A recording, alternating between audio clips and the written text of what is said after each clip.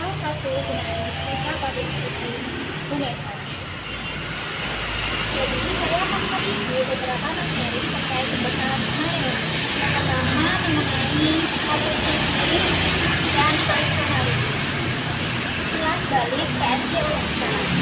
Public speaking class merupakan sebuah komunitas yang didirikan oleh Mas Yudi Andi Santoso bersama kedua rekannya, yaitu Mas Muhammad Rizky Hidayat dan Mas Muhammad Firdaus. Komunitas ini berdiri pada tanggal 21 Desember tahun 2016. Tujuan dari didirikannya, komunitas ini adalah membantu mahasiswa untuk belajar public speaking, karena public speaking merupakan skill, jadi harus dilatih. Selanjutnya terkait dengan personality. Seiring dengan meningkatnya prestasi seseorang, maka dibarengi pula dengan meningkatnya kepribadian. Ada 3 komponen penting dalam kepribadian. Yang pertama terkait dengan altitude. It's about success atau kesuksesan pencapaian seseorang. Dan yang kedua terkait dengan aptitude, yaitu kecerdasan atau kemampuan yang dimiliki oleh seseorang, seperti bakat dengan hal lain. Dan yang terakhir atau the last thing is about attitude. Nah, ini sikap pada diri sendiri maupun orang lain. Seorang duta seharusnya bisa menyeimbangkan 3 komponen itu untuk dapat menginspirasi atau menjadi influencer bagi orang lain. Ada 5 pesan yang harus diperhatikan untuk menjadi seorang duta. Yang pertama adalah tidak mengumpulkan fisik, melainkan harus mau terus belajar, tidak membatasi diri untuk belajar apapun. Dan yang kedua, ingat akan sejarah hidup, supaya ketika kita telah mencapai kesuksesan atau berada di titik puncak, tidak bersikap takabur. Dan yang ketiga, cek kualitas diri. Utamakan kualitas bukan popularitas. Jadi kita perlu untuk mengecek kualitas diri, sudah menguji atau belum. Keempat adalah belajar mengapresiasi baik diri sendiri maupun orang lain. Yang terakhir adalah PD, bukan kepedean. Dan selanjutnya saya akan mereview mengenai MC dan keprotokolan. Pada dasarnya, MC adalah seseorang yang bertugas memandu sebuah acara, yaitu jadi MC ibarat tonggak sebuah acara. Tugas MC adalah memandu acara yang berkesan dan menarik sesuai dengan standar acara yang dilakukan. Ada 3 macam MC. Yang pertama adalah MC formal, yaitu semua tata acaranya harus dipenuhi oleh hadirin. Contohnya upacara perayaan HUT RI, acara kenegaraan. Yang kedua, MC semi formal. Nah, ini bahasa yang digunakan baik dan sopan. Kata aturan acaranya juga tidak seberapa resmi. Contohnya acara pemberian awards, kemudian pentas di sekolah. Dan yang ketiga adalah acara non formal. Aturannya bebas, pakaiannya juga bebas. Contohnya acara konser musik, acara ulang tahun. Selanjutnya mengenai keprotokolan. Menurut pengertian keprotokolan, menurut Undang-Undang Nomor 9 Tahun 2010 adalah serangkaian kegiatan yang meliputi tata cara, tata krama, tata kehormatan, dan selanjutnya mengenai keprotokolan. Pengertian protokol menurut Undang-Undang Nomor 9 Tahun 2010 adalah serangkaian kegiatan yang berkaitan dengan aturan yang meliputi tata tempat, tata upacara, tata kehormatan. Keprotokolan sering berkaitan dengan pemberian kehormatan kepada seseorang yang memiliki jabatan atau kedudukan baik di pemerintahan, negara, dan masyarakat. Protokolan ada beberapa.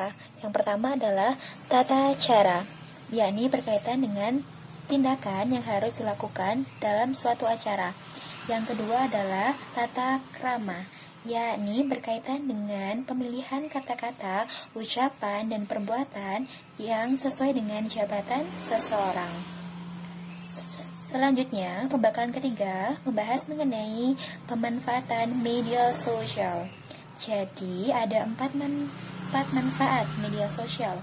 Yang pertama, berkaitan dengan media interaksi sosial. Jadi, dengan adanya media sosial, kita bisa berkomunikasi dengan semua orang, dimanapun dan kapanpun. Bisa berkomunikasi dengan masyarakat luar negeri seperti Palestina, Irak, Inggris, Amerika, dan sebagainya. Tapi terkadang sosial media menjauhkan yang dekat. Kadang kita tidak berkomunikasi dengan tetangga. Selanjutnya, terkait dengan kedutaan dan etika. Pengertian duta secara umum adalah seseorang yang diutus baik oleh pemerintah maupun oleh pihak lainnya untuk melaksanakan tugas khusus.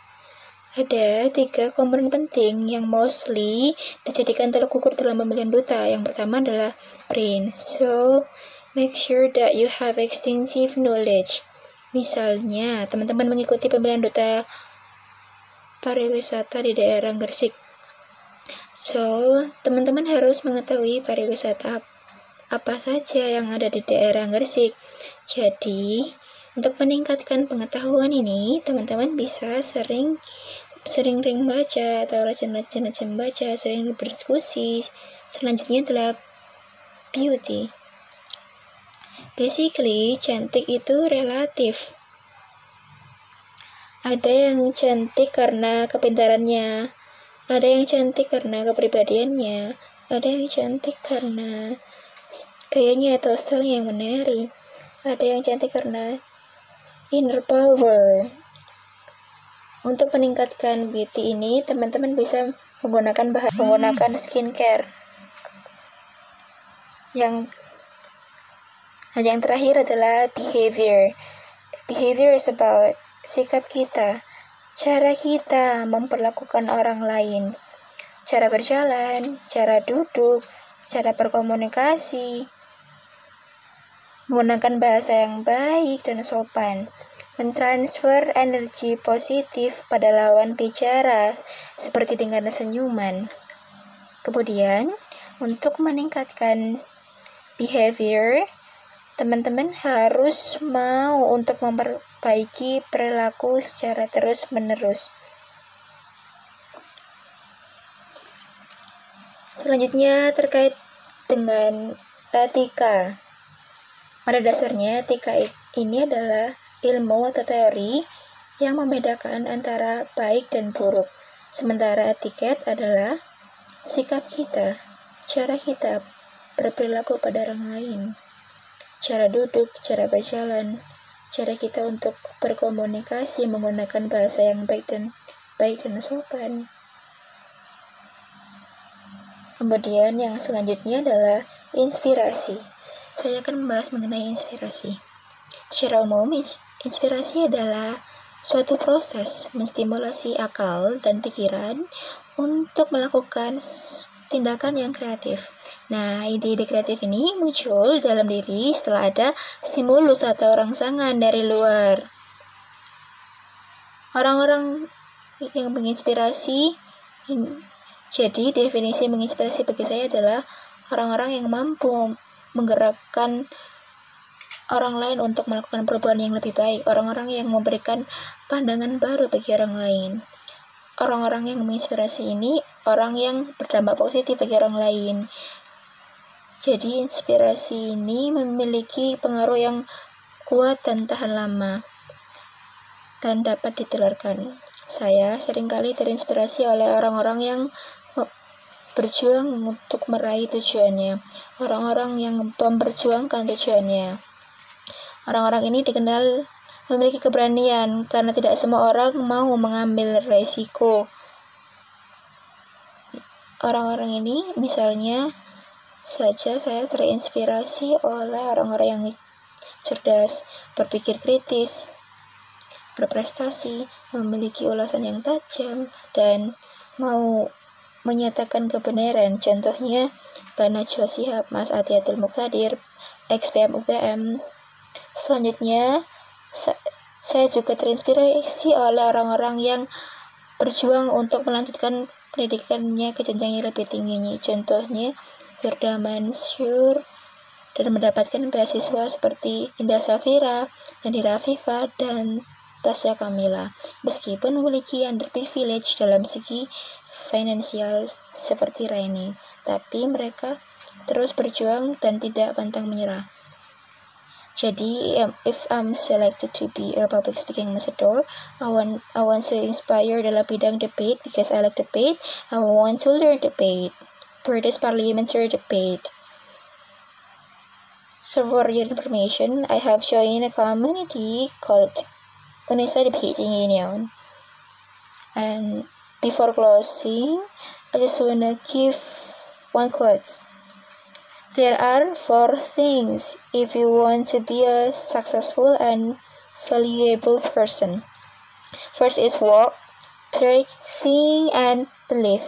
Thank you. Wassalamualaikum warahmatullahi wabarakatuh.